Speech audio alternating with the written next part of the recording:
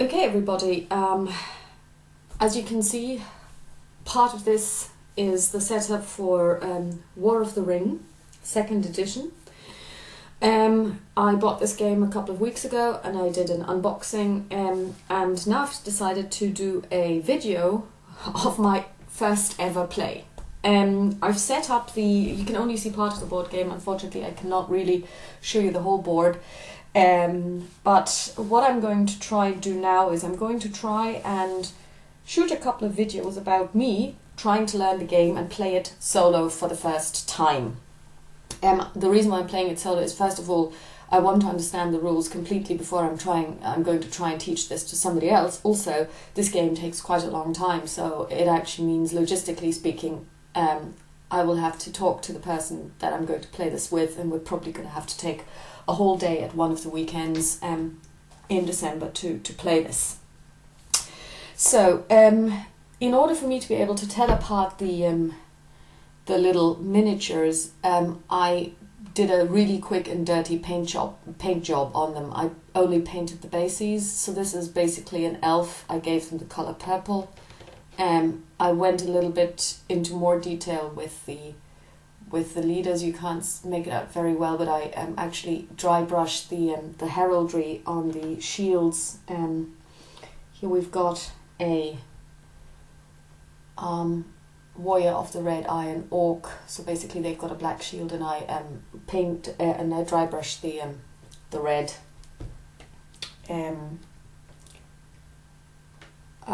eye so that I can tell them apart more easily. And I did the same with the warriors of the white hand. They work for Sauron, and the Rohirrim, I gave them green shields, and I paintbrushed the horse's head in. I paintbrushed. I keep saying this. I dry brushed the horse's head in gold. Now, it's all set up according to the information in the booklet. So, like I said, I'm going to play against myself. So I'm going to give myself all of the dice that are required, and we will see how this pans out. So according to the rules, the shadow player gets 7 red dice, 3, 5, 7. And the player of the Free Peoples gets 4. 2, 4. Okay, so we're now at turn 0.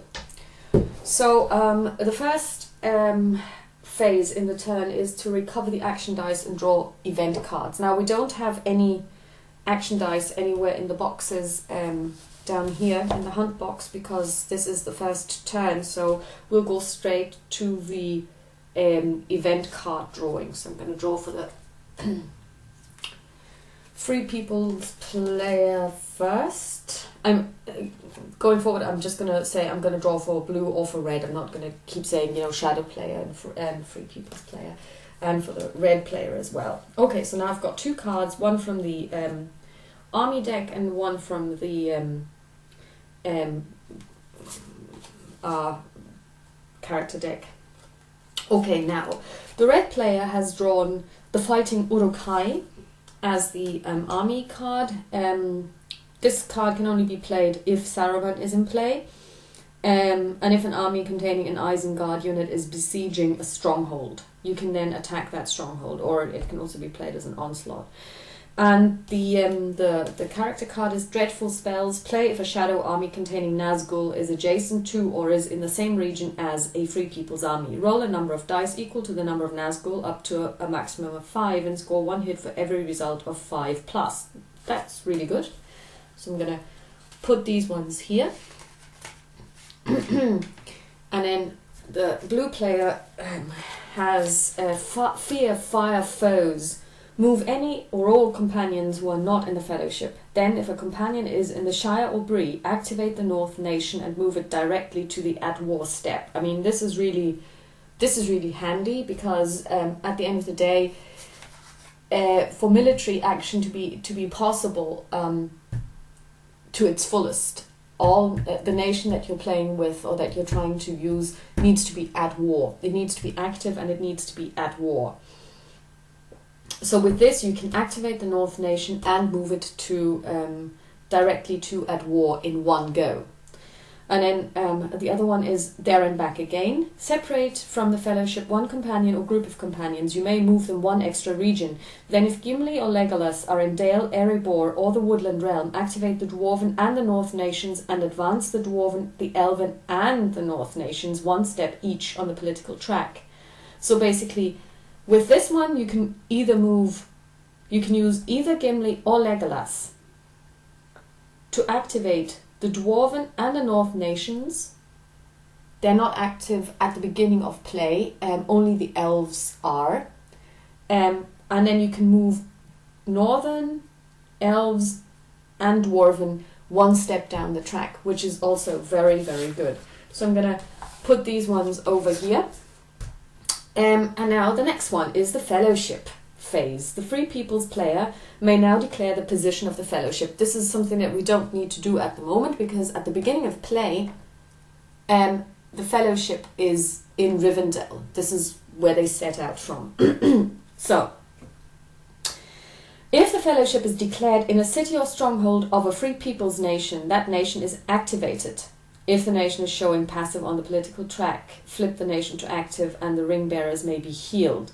Also during this phase, the Free Peoples player may change the guide of the Fellowship. At the moment, at the beginning of play, the Fellowship is being led by Gandalf the Grey, and I'm not going to change this.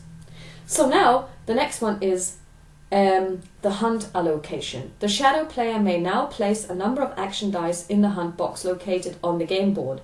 The Shadow player must place at least one action die if the Free Peoples player retrieved at least one die from the hunt box during phase 1. Now, I didn't do this because at turn 0,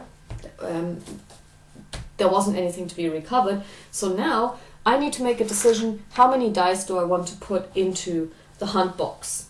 I think on this turn I could get away with 0 because there is no previous reclaiming of dice. So I'm just thinking now, because at the end of the day, later on when I roll, every I symbol die will have to go in here anyway. So I'm just gonna, for the sake of argument, because I'm trying to teach myself this game, allocate one die. Okay. Now we do the action roll. The players roll the action dice. So basically the red player, I've just allocated one die to the hunt box, can now roll six dice, and we get a couple of eyes, one Palantir. We get 3 eyes, one Palantir, one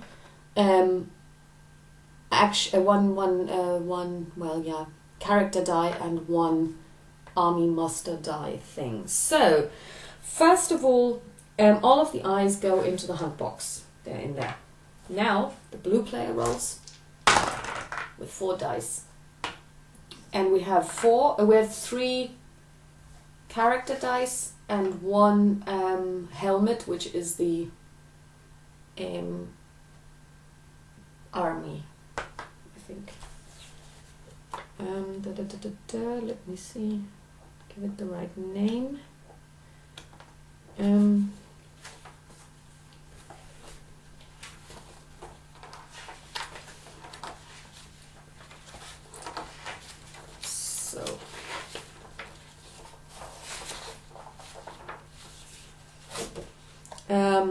Muster action, and so basically I've got 1 muster action for the Free Peoples player and 3 character actions, and the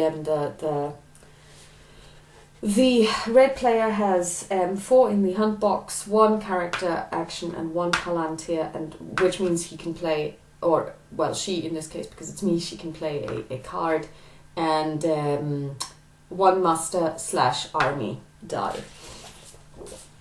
All right. Okay, so action resolution. This phase is the primary game phase of the War of the Ring board game. It is during this phase that players will utilize the action dice results to move their characters and armies on the game board or to take other important actions. The results of the rolled action dice dictate the actions that the players can take during this phase. Starting with the blue player, the two players alternate actions, each taking one action by selecting and removing one of his available die results.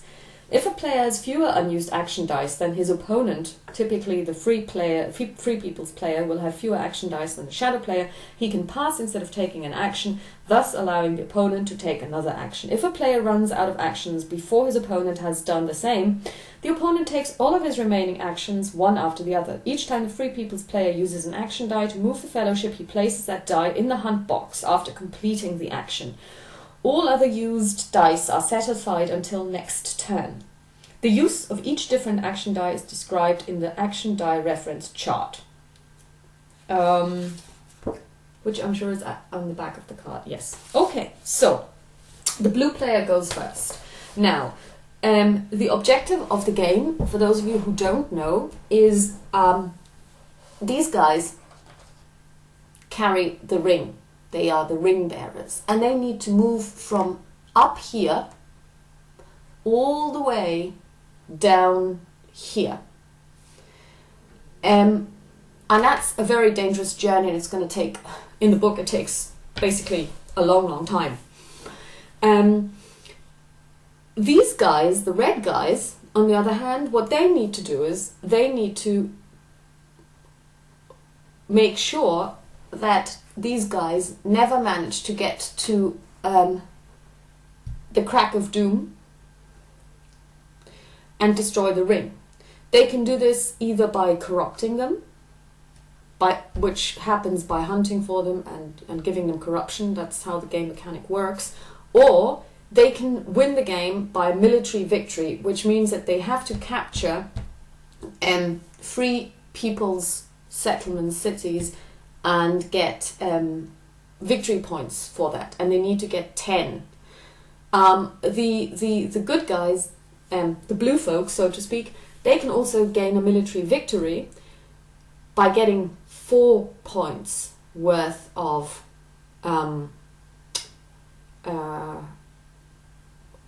army victories.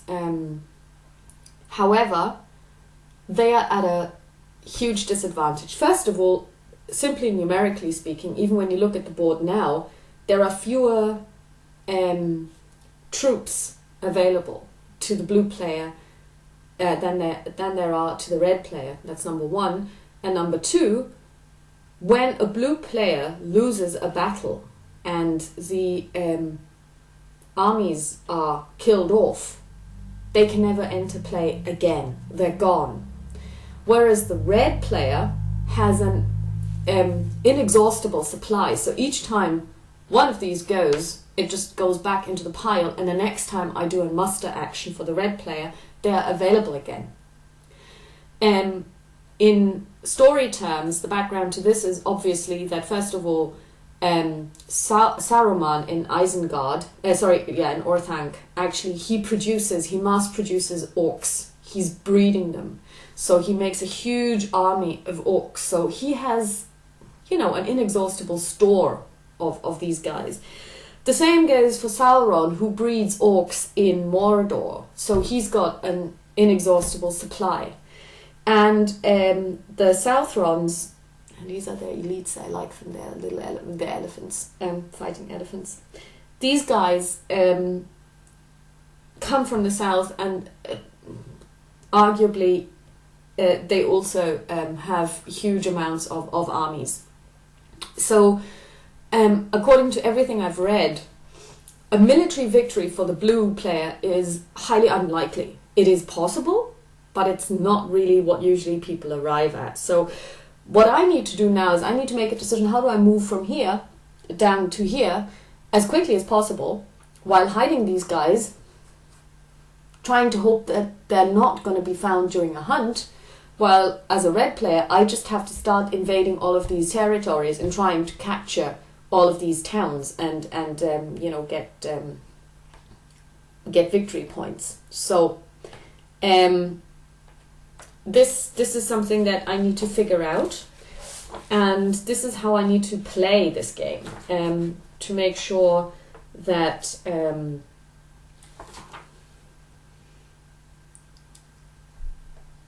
I arrive at a good solution. So, like I said, I've never played this game before, so this is going to be really interesting because now I have to make a decision. As the Free People's player, how am I going to spend my action dice in the first turn? So I'm going to end this video now, and then I'm going to make the next one where I'm going to start playing.